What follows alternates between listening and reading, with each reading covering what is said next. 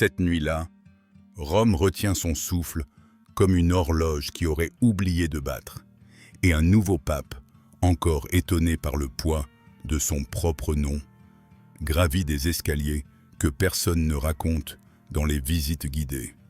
Loin des flashs et des places dorées, il suit le père Rukaku, gardien de porte, dompteur de charnières et champion du chute qui effleure un tableau. La toile glisse, révèle un passage étroit, et l'air change de parfum, du bois ciré à la pierre froide. On ne monte pas pour voir la ville, mais pour que la ville n'ait plus à voir les hésitations de son pasteur. Là-haut, dit le protocole, un message attend, mais il ne tombera pas comme une colombe apprivoisée. Avant d'écouter le ciel, il faut traverser la terre, et avant de porter la parole, il faut que la parole vous porte, vous soulève, vous décape.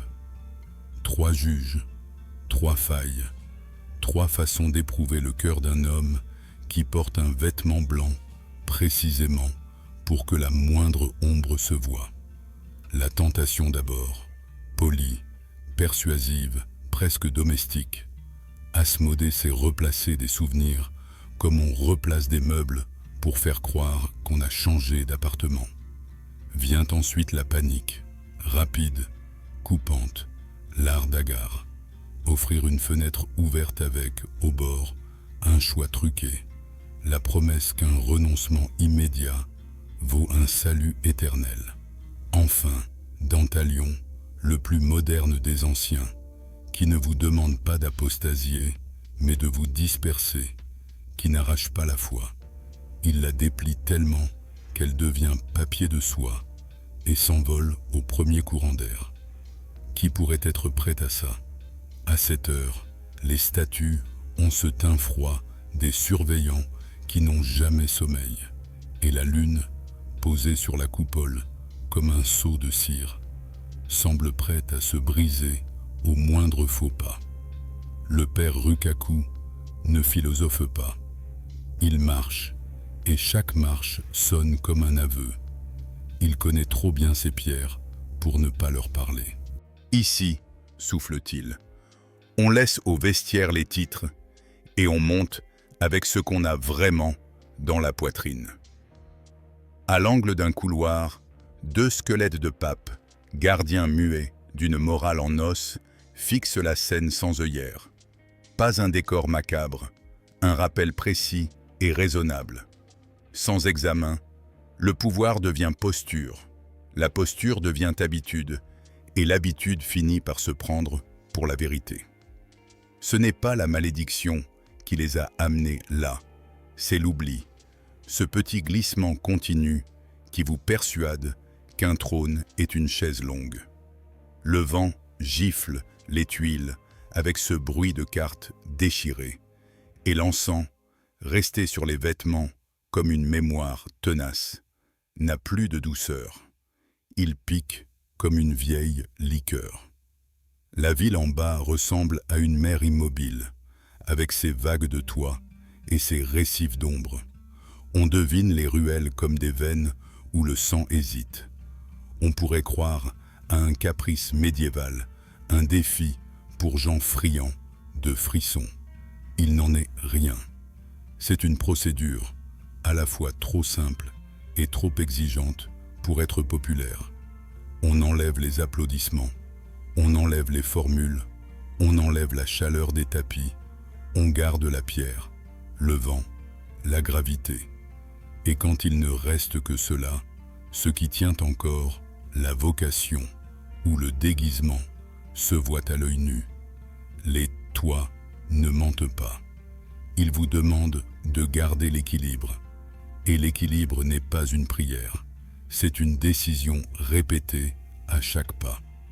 On a parfois l'illusion que l'autorité descend comme un logiciel sans bug. Ici, elle se télécharge avec un mot de passe qu'on ne tape qu'avec la conscience.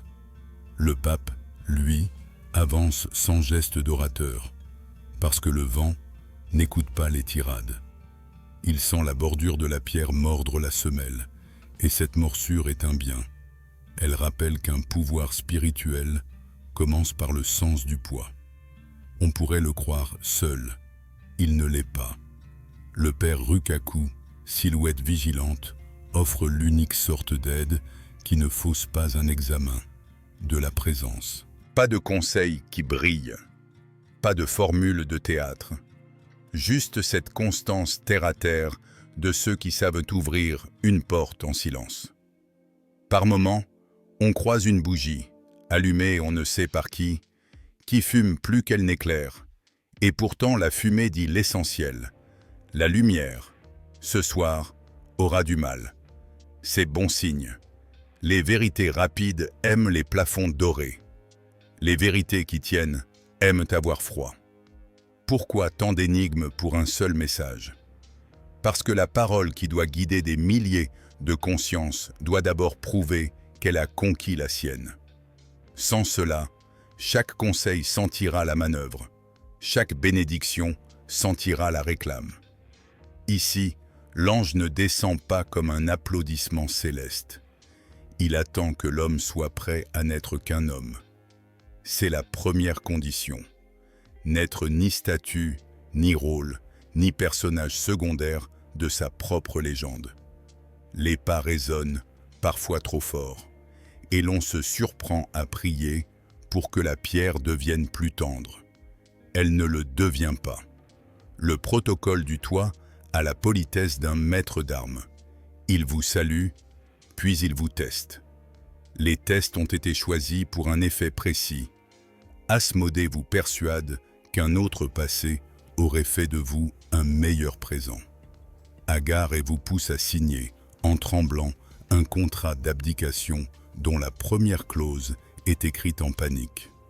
Dantalion vous raconte tout en même temps pour que vous n'entendiez plus rien. On parle d'épreuves surnaturelles comme si elles étaient étrangères. La vérité est plus embarrassante. Ces trois-là sont nos collègues du quotidien. Le démon de la nostalgie trafique nos albums photos. Celui de l'urgence colle nos yeux contre les horloges. Celui de la confusion classe nos dossiers en 17 catégories contradictoires. La nouveauté, cette nuit, ce n'est pas l'existence de ces forces. C'est de voir un homme les traverser sans décor. À l'aube, promettons un seul mot, simple comme un chien qui comprend son nom, décidera de tout. Simple n'est pas simpliste. Simple, c'est ce qui reste quand on a décapé le symbolique jusqu'au grain du réel. On vous l'a dit, ce mot n'aura pas la majesté d'une homélie bien tournée. Il n'aura pas l'élégance d'un vers latin. Il aura la tenue d'un ordre de service. Fais ceci d'abord, fais-le sans te regarder faire, fais-le même si personne n'applaudit. Et l'on comprend déjà, à mesure que la hauteur augmente, que le secret n'est pas dans la forme de l'ange, mais dans la posture de l'homme. Sera-t-il capable de recevoir sans embellir, de transmettre sans amplifier, de protéger sans punir pour se rassurer? Le vent, lui, n'a pas d'opinion. Il vérifie les mains. Petite parenthèse, minuscule et humaine, au moment où la tension pourrait devenir emphase. Le père Rukaku, qui n'a pas le vertige du sacré, mais celui des toitures, lâche entre ses dents. Si Dieu voulait que je monte plus haut, il aurait prévu un ascenseur béni. On sourit, vite, parce que sourire rappelle au cœur qu'il sait encore battre pour autre chose que la peur. L'humour, ici, n'est pas une fuite. C'est un clou qui fixe le tapis avant que le vent ne l'emporte. Encore quelques pas, encore une porte basse où il faut baisser la tête. Détail pédagogique, car on ne passe pas sous un linteau sans apprendre à saluer quelque chose de plus grand que soi. La ville, en contrebas, a pris la couleur des secrets qu'on dit à voix basse. Un gris capable de tout absorber sans rien céder. Sur la margelle, un reflet. On se dit que l'ange est proche, mais on a peut-être tort. L'ange n'avance pas, c'est l'homme qui s'approche. Et tout le dilemme, c'est là. L'homme qui porte un monde dans ses manches devra accepter qu'on lui demande d'abord de porter exactement ce qui n'a l'air de rien. Un principe praticable, une consigne de terrain, un mot qui protège sans parader. Le reste viendra après ou ne viendra pas, car les toits n'ont pas d'estrade. Alors, pourquoi tant de vertige, tant de froid, tant de pierres?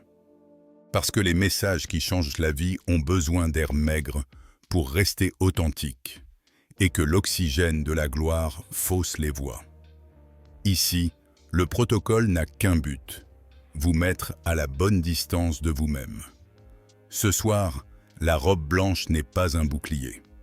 C'est une cible pour le doute, pour qu'il tire ses flèches et qu'on voit où elles se plantent.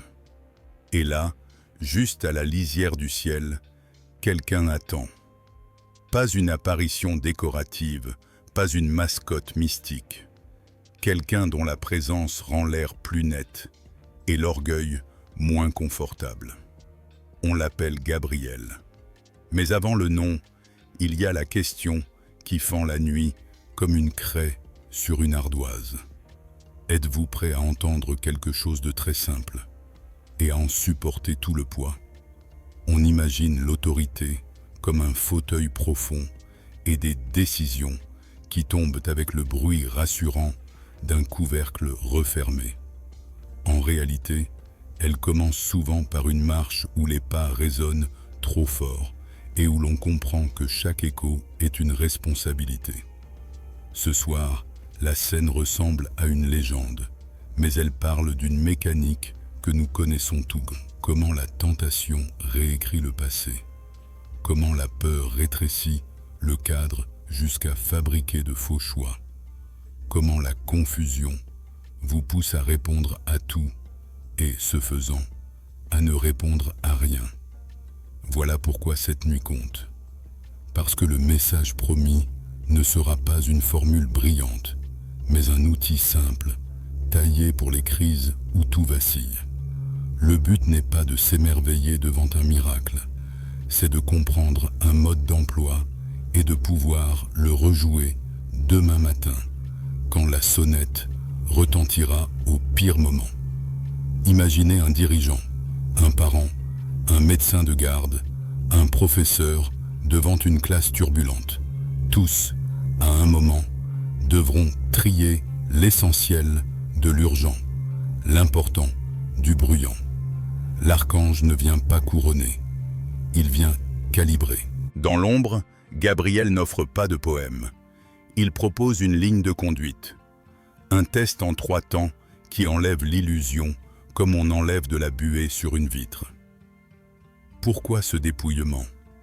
Parce qu'une parole trop chargée ne console que l'oreille et échoue dès que le vent se lève. Ici, il faudra quelque chose qui s'agrippe à la pierre, comme une prise d'escalade, court, solide, répétable. Avant l'épreuve, il y a la préparation silencieuse. Le père Rukaku ferme les portes derrière eux, non pour enfermer, mais pour que la nuit garde sa fonction de serre où la conscience se concentre. Il marche à la cadence des gens qui savent que la lenteur, parfois, est plus rapide que la précipitation. Sa présence rappelle une vérité utile. On ne traverse pas les tunnels avec un cœur, mais avec un guide qui connaît les bosses. Côté pape, pas d'effet d'orateur. Les mots se raréfient, et c'est tant mieux, car les grands discours font de mauvais crampons. Ce qui compte désormais, ce sont 3 questions ramassées comme des cailloux plats dans une poche. Pourquoi est-ce important? Comment cela fonctionne? Qu'est-ce que cela change? Pourquoi est-ce important? Parce qu'un message, sans examen préalable, devient une arme de communication et non une boussole. Un chef, quel qu'il soit, ne parle jamais dans le vide. Les mots glissent sur des nerfs à vif, sur des mémoires trouées, sur des peurs prêtes à servir de carburant à n'importe quel incendie. Si la parole n'a pas appris à repérer ses propres angles morts, elle blesse précisément ceux qu'elle prétend protéger. Comment cela fonctionne? Par un rituel qui n'a rien d'ésotérique. Mettre l'âme face à ses parasites favoris, le regret enjoliveur, la panique calculée, le bruit qui imite la vérité. Puis vérifier si malgré eux, elle garde une capacité à nommer, à ordonner, à prioriser. Nommer, c'est retirer au démon la moitié de sa force. Ordonner, c'est rendre autant sa largeur. Prioriser, c'est arrêter de sacrifier demain sur l'autel d'un « maintenant » qui hurle. Qu'est-ce que cela change? Tout, mais surtout la posture. Au lieu d'habiter un rôle, on habite une garde. Au lieu de parler pour remplir, on parle pour protéger. Au lieu de se laisser emporter par les marées de l'actualité, on pose des digues simples que tout le monde peut comprendre et appliquer, même à moitié réveillé. Cette nuit n'est donc pas une pièce montée de symboles, c'est un atelier. On y apprend que la foi, comme la raison, se tient mieux quand on lui donne des gestes. Inspirer lentement quand le cœur s'emballe, élargir le cadre quand un dilemme n'a qu'un bouton, restreindre le flux d'informations quand le cerveau n'arrive plus à démêler. Oui, cela a l'air terre à terre. C'est précisément pour cette raison que cela marche. Demandez à un marin. Face à la houle, on pense d'abord à l'assiette du bateau, pas à des métaphores sur la mer. On pourrait croire que l'ange viendra confirmer des habitudes, mais c'est l'inverse. Il vient interroger ceux qui, en nous, aiment les habitudes parce qu'elles évitent de choisir.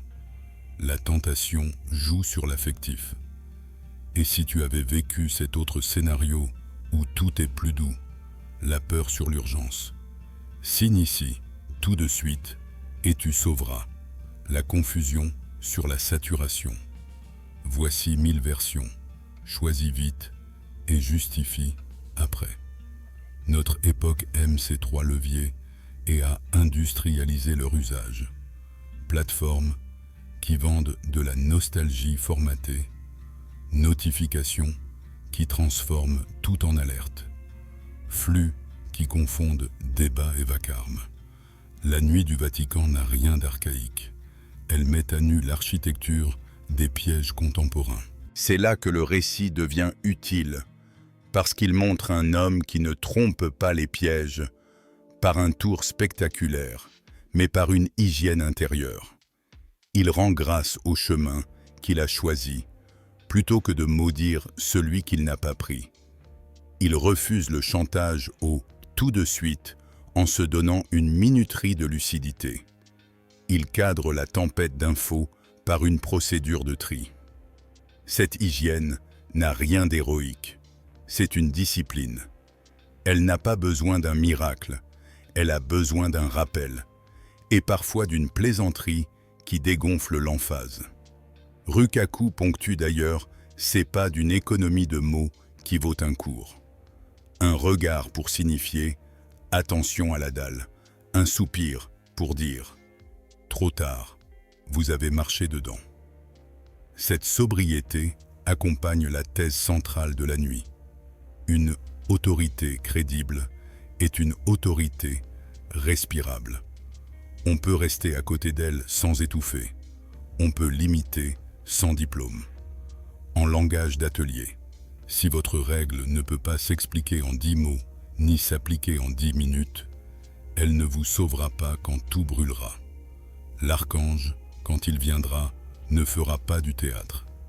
Il vérifiera si l'on sait écouter sans coller de guirlandes sur chaque silence. Car la première tentation, pour une tête couronnée, est la décoration. Enjoliver le message, l'enrober, l'élever au-dessus du sol. Or ce soir, l'épreuve réclame l'inverse. Descendre au niveau où les choses se font, ou se défont vraiment, là où les mains tremblent, où les bébés pleurent, où les foules se trompent de colère. C'est pour cela que le protocole passe par les toits. Là-haut, il n'y a ni coulisses, ni prompteur. Vous marchez ou vous tombez. Et cette évidence rude prépare la seconde. On transmet proprement quand on a découvert que la vérité n'a pas besoin de nos ornements pour tenir debout. Reste la promesse faite à ceux qui regardent cette histoire. Vous n'êtes pas venus pour applaudir un courage gracieux, ni pour admirer un ange bien éclairé. Vous êtes venus pour repartir avec une consigne qui s'accroche, comme une sangle, aux épaules des jours ordinaires. Ce que vous verrez dans les blocs qui suivent, le regret qui maquille, l'urgence qui ment, le récit qui enivre, vous le connaissez déjà, mais vous le verrez démonter. Et quand chaque vie sera sur la table, il sera plus facile de remonter la machine, proprement, sans la pièce en trop qui fait toujours du bruit. D'ici là, gardez en tête 3 repères simples. L'humilité comme angle d'attaque, la lenteur stratégique comme remède, la priorité au plus fragile comme boussole. Et si le plus grand adversaire n'était pas le diable, mais notre version pressée de nous-mêmes, celle qui répond avant de comprendre? La suite commence sur une dalle, sous un ciel qui ne pardonne pas les grands mots. Le protocole du toit. Le père Rukaku marche devant, trousseau de clés contre la paume comme un chapelet d'acier, et chaque dent de métal semble reconnaître sa serrure dans l'obscurité. Il ne parle pas beaucoup, mais son pas explique l'essentiel. Ici, tout commence par fermer derrière soi. Il glisse un tableau, lève un loquet, retient une porte pour qu'elle ne claque pas, et la nuit change d'odeur. De la cire tiède, on passe à la pierre qui garde l'empreinte du froid. Pourquoi c'est important? Parce qu'avant la parole, il faut l'oreille. Et avant l'oreille, il faut enlever le bruit de fond. Le protocole du toit n'a rien d'un caprice gothique. C'est une centrifugeuse qui retire la crème de l'apparat pour ne laisser que le lait maigre du vrai. Comment ça marche? Par seuil, exactement comme on plante des piquets pour tendre une corde. Un couloir trop étroit qui vous force à rentrer les épaules. Un escalier sans rampe où l'on ne peut pas tricher avec la gravité. Une trappe basse qui vous oblige à baisser la tête. Pédagogie élémentaire mais impeccable. Ce que ça change. La fonction cesse de parler à la place de la personne. La personne redevient audible sous le poids de la fonction. Rukaku, en artisan, dépose sa torche dans une niche. La flamme tremble comme un petit animal qui comprend la consigne sans les mots. Dans une alcôve, 2 squelettes de pape regardent la scène avec ce sérieux tranquille que donne l'os. Avertissement net, non au drame, mais à la paresse. Sans examen, la charge devient un meuble. Avec examen, elle redevient un métier. Qui surveille le surveillant quand les statues se contentent de surveiller la poussière? Le toit, voilà la réponse. Il est la plus rude des commissions d'enquête. Il vérifie les appuis. Le pape suit, silencieux. Il sent le cuir de ses chaussures mordre le rebord d'une dalle. Et cette morsure décide du ton de la nuit. On peut bien connaître l'écriture par cœur. On ne négocie pas avec un vide. Pourquoi c'est important, concrètement? Parce que l'autorité sans friction glisse vers le spectaculaire, et le spectaculaire finit par fausser la main qui bénit. Ici, chaque pas vous rend comptable de votre centre de gravité. Le corps sert de métronome à la conscience. Comment ça marche à l'échelle des nerfs? Une triple discipline. Ralentir la cadence quand l'ego cherche l'envol, élargir le champ quand la peur cadre trop serré, nommer les seuils pour que l'esprit sache ce que le pied a déjà compris. Rukaku souffle, non par fatigue, mais pour marquer les étapes. Palier 1. Derrière, les bruits de la ville deviennent rumeurs. Palier 2. Le vent prend corps. Palier 3. On entend désormais sa propre respiration. Ce que ça change pour la suite, c'est que le message ne sera pas reçu dans une salle qui flatte l'écho. Il tombera dans une tête préparée par des gestes sobres. Un petit clou tordu dépasse d'une marche. Rukaku le frôle du bout du pied et lance sec. Ici, c'est lui qui décide qui tombe. Mini-humour, oui, mais surtout micro-rappel. L'accident n'a pas d'idéologie, juste des angles. Le protocole du toit, méthodiquement, déshabille la grandeur jusqu'à ce que la responsabilité se voit comme une peau de poule. De temps en temps, un carreau laisse passer une lame d'air. On apprend vite que la lame d'air est une phrase. Es-tu là pour être regardé ou pour regarder? Pourquoi c'est important pour nous, spectateurs? Parce que nous confondons souvent sincérité et intensité. On croit que parler plus fort, c'est parler vrai. Ici, le volume baisse à mesure que la vérité s'éclaircit. Comment ça marche si l'on transpose à la vie ordinaire? Avant d'une décision décisive, on s'impose 3 seuils. Déplacer un tableau, fermer une page, un écran, franchir un couloir étroit, isoler la question de ses ornements, monter un escalier sans rampe, assumer la chute possible. Ce que ça change, les options dégonflent, les priorités montent. Moins on voit, plus on touche. Il pose la main contre la pierre, transmet au pape ce réflexe d'aveugle lucide.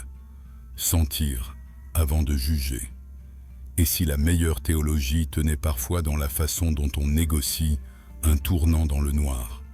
Plus haut, une porte courte oblige à s'incliner. C'est la plus simple des liturgies. Saluer. Pas un geste théâtral, mais la mécanique silencieuse d'un coup qui dit au cerveau « Tu n'es pas le toit ». Dans un recoin, une corde usée signale qu'ici, on n'ouvre pas toujours avec des clés. On ouvre parfois avec de l'effort ancien. Pourquoi c'est important? Le protocole réconcilie la transcendance et l'artisanat, retire au sacré la tentation du magique pour lui rendre la dignité du précis. Comment ça marche?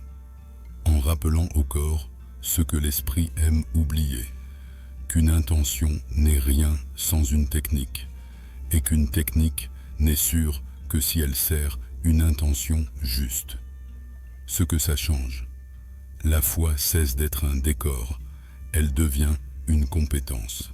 Rukaku se coince la manche dans un crochet, jure à voix basse, se libère d'un coup sec, puis lâche. Les saints ont leurs démons, les toits ont leurs crochets. On rit d'un son, mais on retient le fond. Tout système a ses accros. L'important n'est pas le zéro défaut, mais la vigilance à coup constant. Plus haut encore, l'air pique les yeux. Il tranche la phrase en deux et vous oblige à finir plus court. C'est l'une des raisons cachées du protocole. Réduire la rhétorique à la taille d'une consigne. Pourquoi c'est important? Parce que ce qui sauvera, ce n'est pas la beauté d'une tirade, c'est la clarté d'un ordre qu'un homme tremblant peut appliquer. Comment ça marche? Le toit impose la syntaxe des gestes. Un pied, puis l'autre. Un souffle, puis une décision. Jamais l'inverse. Ce que ça change, le message que donnera l'ange ne sera ni parfumé ni encadré.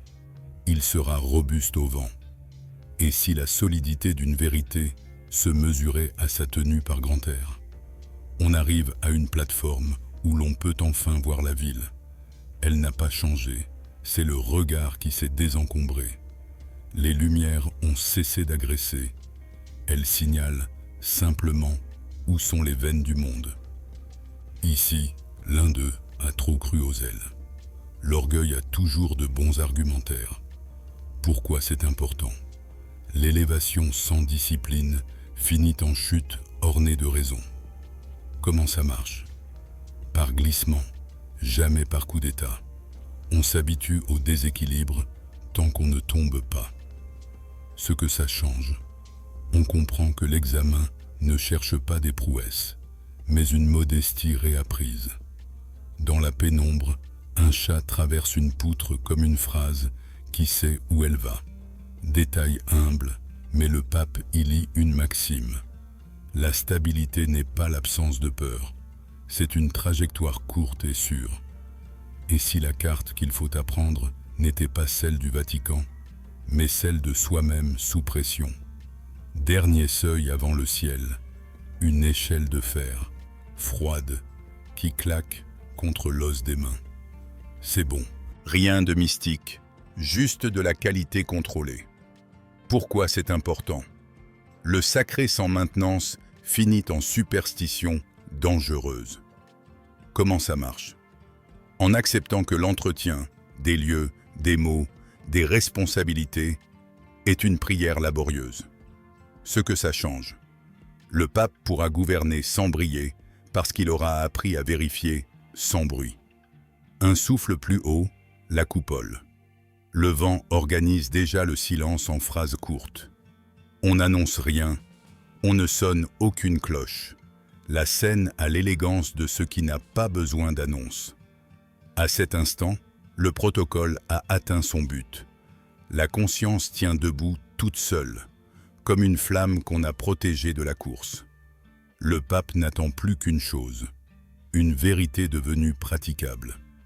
Et vous, qui écoutez, vous tenez sans le savoir à la même main courante. Un seuil, un second, un troisième, puis la clarté.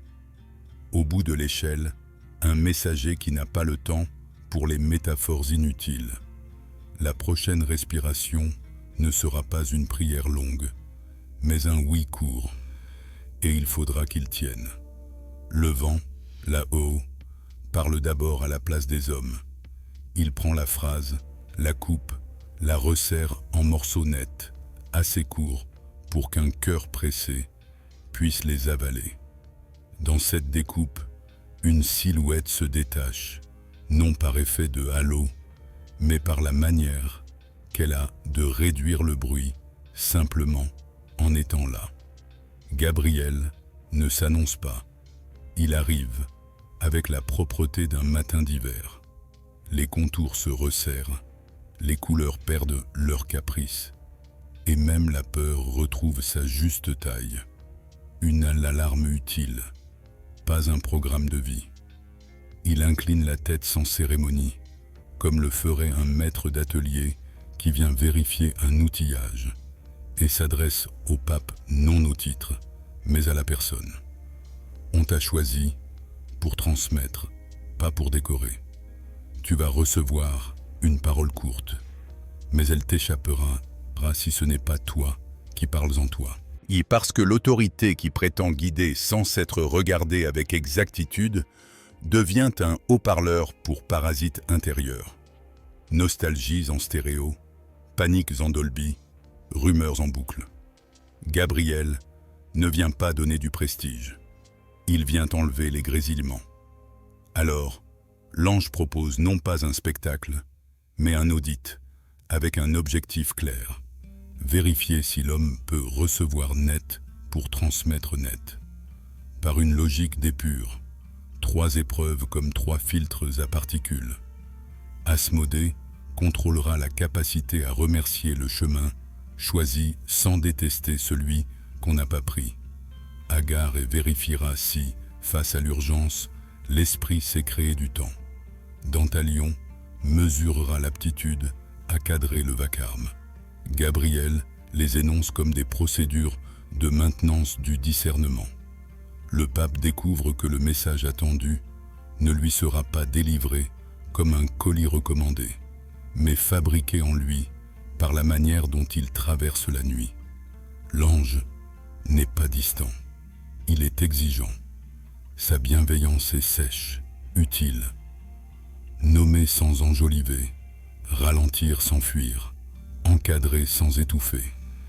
Le pape écoute, épaules basses, respiration qui descend, regard qui cesse de chercher les applaudissements invisibles. La présence de Gabriel reconfigure la hiérarchie des peurs. La honte de se tromper pour de mauvaises raisons est plus lourde que la douleur d'avouer qu'on ne sait pas. Il désigne les dalles, la courbe de la coupole, le bord où l'air se précipite. Ici, tout vérifie ce que tu prétends croire. Rukaku tout saute. Et moi, je teste les marches. Elles mordent sans prévenir. Gabriel, l'examen ne vise pas ta perfection. Il cherche ta franchise. Si tu tombes, sache où et nomme-le. Si tu tiens, ne joue pas au héros. Tu n'es pas ici pour produire une belle scène, mais pour rendre un message habitable aux autres. Puis il simplifie encore. 3 métriques. 1. Qu'est-ce que j'essaie de protéger vraiment? 2. Quelle concession fabriquera son propre retour de main? 3. Qu'est-ce que je refuse de faire au nom du bien parce que ça détruit le bien? Et si tout foire, on s'accroche à la pierre, elle ne ment pas, glisse Rukaku. L'apparition devient un cours accéléré de gouvernance intérieure. Remplacer la fascination par la précision. Écarter tout ce qui n'aide pas à décider en faveur des plus vulnérables. Ce que tu entendras, tu ne l'entendras pas pour toi. Garde la phrase au milieu, comme une lampe tenue basse dans un couloir. Asmodée, chant de mine affectif. Hagard, rafale, dentalion, fumées épaisses. Ne confonds pas le silence avec l'absence. Si je me tais, c'est pour que tu entendes ta loyauté et ta peur se disputer. Ta loyauté ne doit pas chuchoter. J'ai vérifié les marches, elles priment pour vous, sourit Rukaku. L'air redevient ordinaire. Pas de message sans mérite. La porte intérieure s'ouvre. L'album parfait d'Asmodée commence. La vision n'entre pas comme un miracle, mais comme une habitude. Asmodée éclaire certaines scènes, coupe ce qui dérange, rallonge ce qui flatte. Une route dorée, l'odeur d'oranger, une cuisine, l'amour d'avant. Non la tragédie, mais la douceur scénarisée. Et si tu avais dit oui? Et si vous aviez eu des enfants? L'image HD gomme les coups. La tentation ne ment pas, elle remixe. Elle s'appuie sur une nostalgie prospective. Ce serait mieux si le piège n'est pas l'amour perdu, c'est l'ingratitude envers l'amour présent. Méthode. Nommer le montage, ralentir sans fuir, encadrer sans étouffer. Quel est le coup caché? Hors champ réapparaissent désaccords, jalousie, fatigue, facture. La beauté garde sa gravité. Remercier, puis rendre. Bénir la vie qu'on n'a pas vécue et la laisser à ceux à qui elle appartient. Asmodée offre une abdication propre. Descends ce soir, personne ne saura. Question métrique. Cette concession fabriquera-t-elle son retour? Oui. La tentation perd son aimant quand on replace des visages. Vieille dame du jeudi, séminariste en doute, infirmière épuisée. Humour court de Rukaku. Si j'avais ouvert une boulangerie, je mangerais la caisse. La règle tombe. Ce que j'aime ne doit pas me détourner de ceux qui m'ont été confiés. Les contours se dissolvent. La fidélité respire. Elle n'a pas besoin de stuc, elle a besoin d'air. Prochain seuil, la fenêtre ouverte d'Agar. La fenêtre claque d'un froid métallique. Coupole bombée, harpie qui jauge. En bas, un bébé. Agars réduit le champ à 2 options. Renoncer pour sauver, tenir et passer pour cruel. Panique, renonce plus sauve et l'oussin. Mais sauver un visage par une méthode qui condamne demain des foules, c'est nourrir le chantage. 3 ressorts. Zoom de détresse, promesses piégées, triche narrative. Geste de survie. Protéger d'abord la capacité de juger. Élargir le cadre. Caler l'épaule contre la pierre. Compter jusqu'à 3. Nommer la manœuvre. Reposer la question. Qu'est-ce qui protège tous les vulnérables, maintenant et ensuite? Si le Seigneur voulait me voir marcher ici, il m'aurait livré des pneus neige, souffle Rukaku. La bonté est une méthode. Semelles qui mordent, vent détourné par la cape, correction de la harpie et le brèche. Rukaku sauve. Antidote pour nos vies. Temporalité protégée. Question qui élargit. Règle de non-négociation. On ne sauve pas en trahissant. On sauve en tenant. Rendre public des structures. Délai incompressible. Collégialité. Critères publiés. Installer des rambardes et des pneus neige. Rit Rukaku. Agarès rétréci. Loi retenue. Une concession répétable est un contrat d'abdication. La marée d'infos de Dantalion monte. Bourdonnement, foule, torche, slogan inverse. 3 leviers. Contradiction chorégraphiée. Zoom émotionnel. Récit totalisant. Même la prière se fragmente. Procédure pompier. Retirer l'oxygène. Nommer l'émotion, le besoin, la priorité. Ralentir, sans s'immobiliser. Pas de verdict sous la braise. Cadrer sans étouffer. Ce que nous savons, ignorons, comment nous saurons. Si personne ne peut expliquer en 10 mots, on n'exécute rien en 10 minutes. Tranche Rukaku. Dantalion tente les confidences pour dissoudre. Tri d'atelier. Fesse vos interprétations. Délai minimal. Cadre élargi. Catastrophe esthétique. Ce qui est beau n'a pas le droit d'être toxique. Un homme au seau d'eau ridicule éteint de vraies braises. La logistique bat le lyrisme. Posture. Chef d'atelier, pas chef d'orchestre. Procédure. Délai, critères, équipe mixte. Données, vœux histoire. Incertitude publique. Fragile, d'abord. L'équilibre n'est pas partager la chaleur du brasier, c'est arrêter le feu. Étouffer, contenir, surveiller. Mimique, Rukaku. Dantalion, sa femme, quand on coupe l'air. Silence revenu, froid, honnête. La phrase ne sera pas opératique. Elle aura la précision d'un ordre de service. Sois comme le chien. Un chien maigre garde 3 chatons. Sentinelle, barrière juste, retour au calme. Inversion des tentations. Gratitude contre Asmodée. Temporalité contre Agarès. Protocole contre Dantalion. Checklist. Qui est le plus vulnérable? Quel geste protège sans nourrir la menace? Comment revenir au calme sans humilier? Cycliste. Dans 2 secondes. Calme aussitôt. Autorité utile. Pour votre maître spirituel, dit Rukaku en posant un biscuit. Transposition. Prof, atelier, parents, internautes. Reste à inscrire la consigne dans une journée. Le jour rend la ville à ses horaires. Plan de travail. Sentinelle. Fiabilité. Binôme mixte. Formation brève. Barrières justes. Délai incompressible.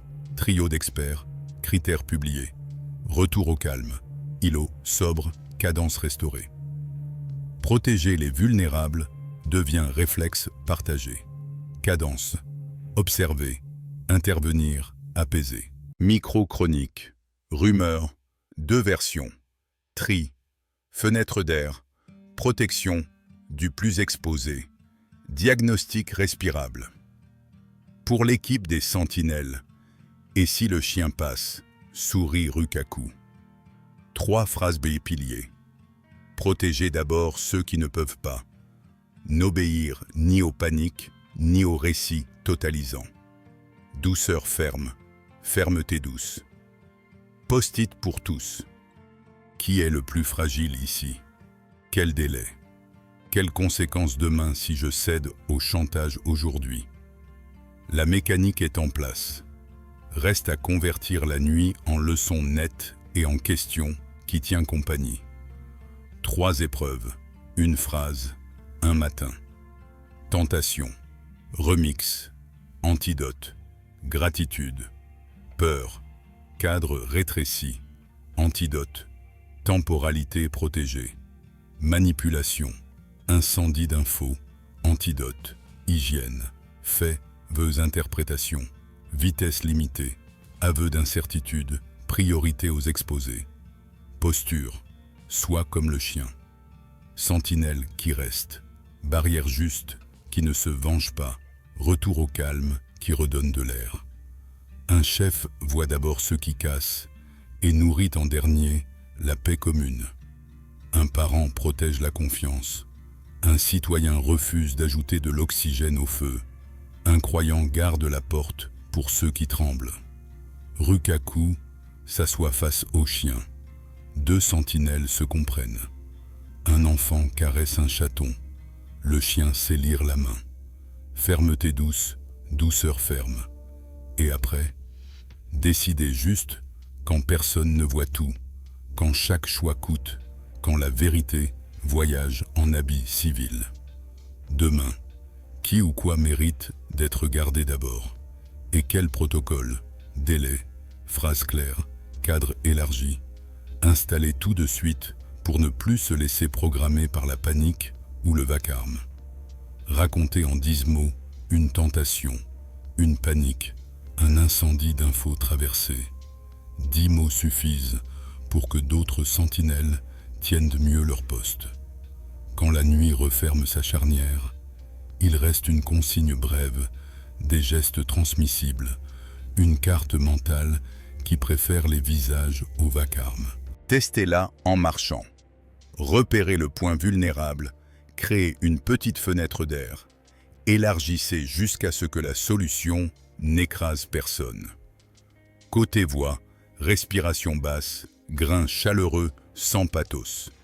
Micro-pause avant chien, demi-ton plus bas. Hooks alternatif. Et si la meilleure urgence était celle qu'on refuse? Et si le beau incendie n'était qu'un brouillard avec des projecteurs? Et si la vraie force était une patience à la bonne place? Si rallonge, micro-histoire, contremaître qui coupe la chaîne et sauve une main, prof qui impose 10 minutes de silence structuré et fait remonter un fait, voisine qui garde un palier pendant une panne, refrain, sentinelle, barrière juste, retour au calme, dernière image, ruelle, chien à l'entrée, 3 chatons qui respirent, la ville qui recommence, pas de trompette, juste la normalité retrouvée. Et vous, quelle porte garderez-vous demain? Dites-le en 10 mots. 10 mots suffisent pour que d'autres tiennent un peu mieux leur poste. Voici enfin un guide de terrain en 10 mouvements.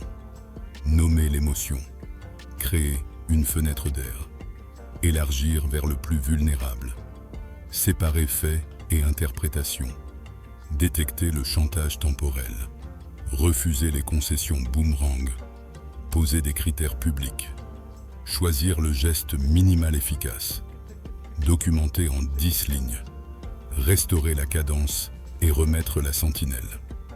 Au bureau, refuser le « oui » sous minute. En famille, centrer l'enfant fragile. En ligne, exiger 2 sources. Dans la rue, protéger la personne exposée. Au culte ou à l'école, afficher au mur. Fragile d'abord.